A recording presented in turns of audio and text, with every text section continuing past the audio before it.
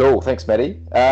So zone 3 is, I guess, officially termed the tempo zone, but is unofficially kind of dubbed the grey zone in a lot of endurance sport and a lot of podcasts that you might tune into.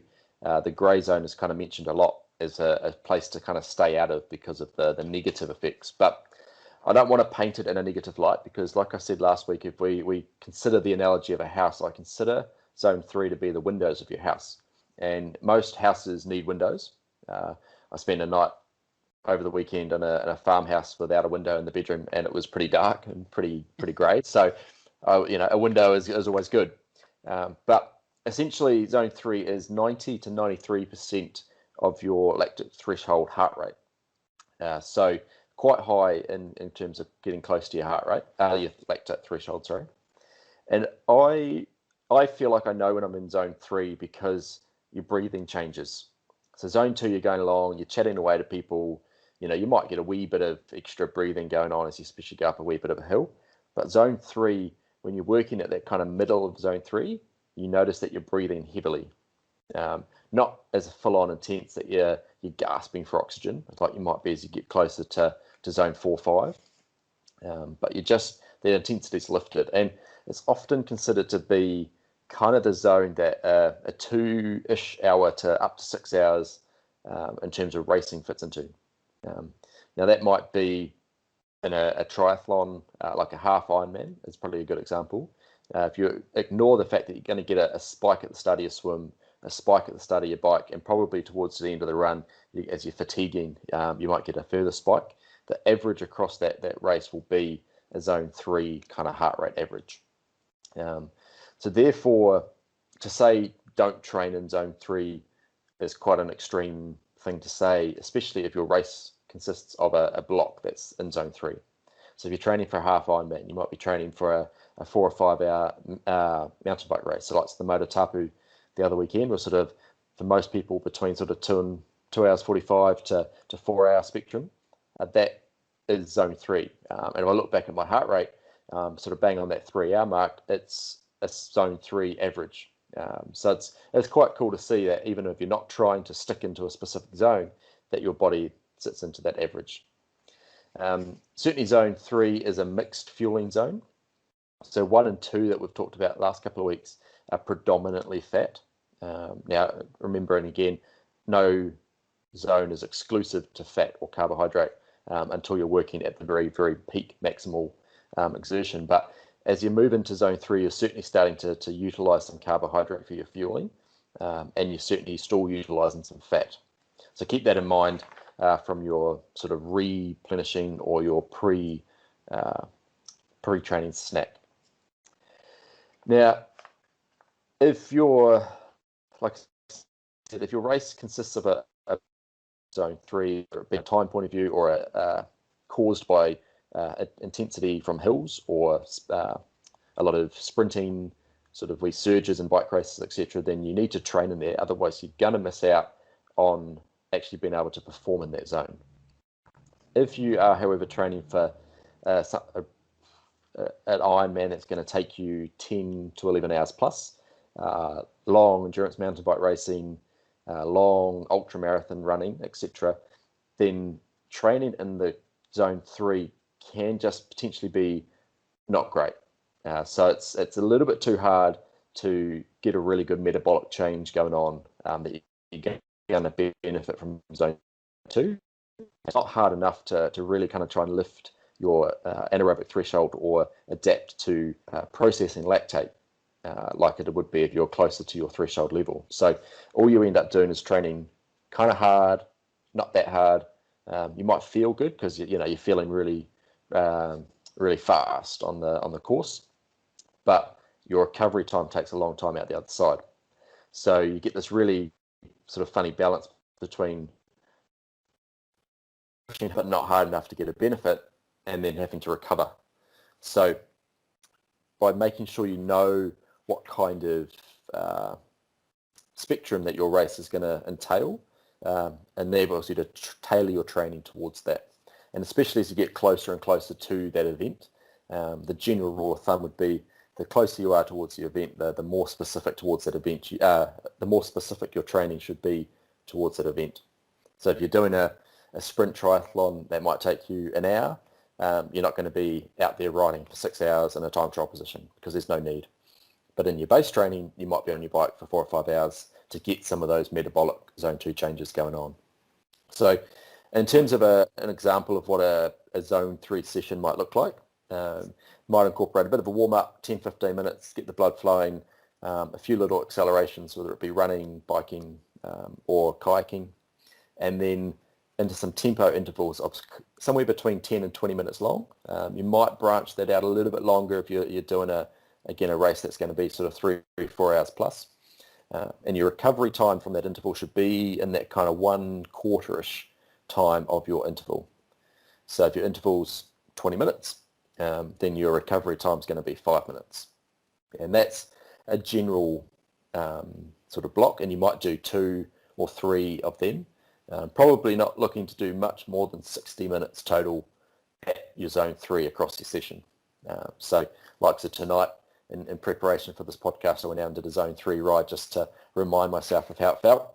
I knew I had about an hour, so it's about 10-minute warm-up, 30 minutes at zone 3, and then I spent another sort of 15 minutes or so cooling down, spinning the legs, and having a bit of a technical play. And that's a really good session to do for me coming into the Epic, where it's hopefully going to take me 6 hours. So I'll be pushing, a lot of my time will be spent at zone 3, creeping into zone 4 on the climbs. Only thing I would say about zone 3 is because of that higher intensity, it's a very easy place to burn out from. If you go out, most sort of group bunch rides or group runs tend to sneak up into that zone 3 quite easily as sort of people are having a bit of a go. Oh, I'm going to chase them down to those traffic lights or whatever it might be. So you do have to watch that if you're not specifically structuring your training with zones, that you don't spend too much time in the zone 3 area all the time and you end up burning out all the time. So if you're falling into that kind of repeat burning out sort of cycle of build up, feeling really good, oh, I have to have a week off because I'm feeling shit. Build up, and so forth, then you might just be getting that mixture wrong. And I encourage you to pull back a little bit, spend a bit more time at a lower intensity, and then pick 1 or 2 sessions each week to go hard and give it heaps. Yeah, I think that's a really good point in that zone 3 training, like you say, is really beneficial at the right time, for the right race.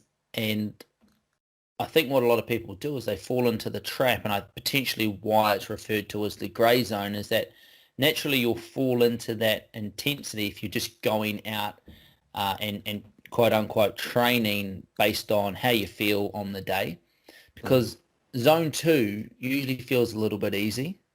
And if you get someone to sort of subjectively guess where they are in terms of their intensity for a zone 2, they'll naturally fall into zone 3 usually because it feels quite strong. You're puffing a little bit. Your pace is actually quite good in terms of your averages or your speed. You're feeling quite strong. It feels quite good. You can sustain it for quite a long period of time. And so a lot of the times people just go out and that's the intensity they'll hit every single session. So if you're doing that, then like Nick said, you're not getting the zone 2 adaptations that you're after. Well, you are getting them, but you're just getting extra fatigue with them. And then you're not getting the zone 4 adaptations, which we'll talk about next week. So you're just sort of ending up the sort of moderate pace and overly fatigued for the benefits that you're getting. So my main suggestion would be is if you're using zone 3, then use it very specifically and calculated in terms of when you're going to use it. Times that I think is really good to use is after you've got a really good base phase done of that zone 2 work, and there's a transitioning period into, if you want to call it speed phase or early season intensity preparation, whatever that might be, when you're transitioning from long, steady aerobic training into that faster, high intensity training to build your anaerobic threshold, During that transition period, rather than going from woe to go, so to speak, and having this massive jump of intensity, is to prepare your body for that gradually by using some zone 3 work through that transition. Also, if you're going to be trialing race nutrition stuff, I think using that sort of hard, sustained intensity work during some sessions where you're wanting to trial race nutrition sort of under some duress, zone 3, head out, hammer pretty hard, and sort of know what it's like to consume all that race nutrition during some actual sort of intensity. Because zone 2, you can usually eat just about anything in zone 2. Have a massive feed on, whatever you're doing. But when you start to push a little bit harder, that's when it's kind of hardest to get things down. You have to keep the pressure on. You've got to need your hands on those handlebars a little bit more. And it's hard to get things and just sort of work out the logistics of eating, but then also how it feels in your stomach as well. So using some of that zone 3 work to test out race nutrition, I think it is really good as well. And as Nick said, if you've got a race that is that sustained intensity for that prolonged period of time, well, then you need to get that zone 3 dialed in as well. So use it strategically, use it at the right time with a purpose, and I think you can get the benefits from it rather than just, casually moving in and out of zone 3 because that's what feels comfortable.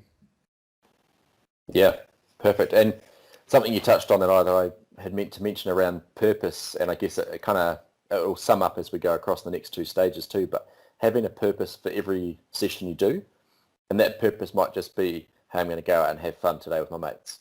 That's great. That's your purpose. You don't worry about your heart rate. You don't worry too much about your distance or duration. You might even put your Garmin or whatever you're using in your bag and just go for a ride or a run and have some fun.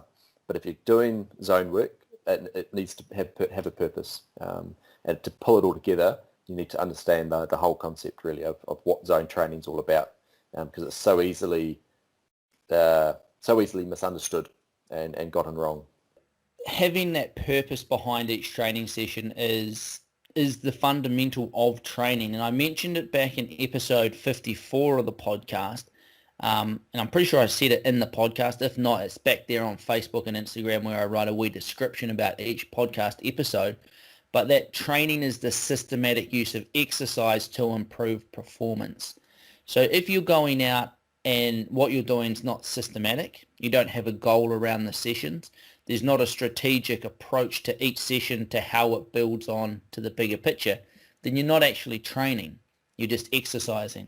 And exercising is perfectly fine if your goal is, let's say, weight loss or just general health and fitness. But if you're looking at improving performance, then training really does need to have that systematic and strategic approach to it. And I think as well, understanding those energy systems, and I've been banging on about energy systems for the last three weeks, but they go hand in hand with training zones, because when you think about the anaerobic glycolytic energy system and the aerobic energy system and how they link together, when you're training in zone 3, we're getting the anaerobic glycolytic system starting to pump out a reasonable amount of lactate or lactic acid, and the aerobic energy system is revving at quite a high rate as well. So it's kind of like both energy systems are working quite hard, and there's that balance and that mixed fueling that Nick talked about. The aerobic system isn't just able to metabolize fat anymore. Got to start chucking in some more carbohydrate there, and also up in the anaerobic glycolytic system because it's working so hard. Because both of those energy systems are working at quite a high intensity, then that fatigue follows after that. And we're not stressing that anaerobic glycolytic system much, so it's not actually improving that aspect of our energy system much at all because it's not under much stress. The aerobic energy system is not working that much harder than it was in zone 2, so it's not actually stressing it much more than it was, but it's just both of them working sort of at quite high rates is what we're sort of getting. So we're not getting anything more really than we were in zone 2, and we're not getting what we would at a higher zone 4 intensity. So it gets this sort of mix mash of intensity that gives us some performance improvement for sure when we're looking at targeting that. But a lot of people will just naturally fall into that zone as a bit of a feel good, felt like you worked hard sort of intensity.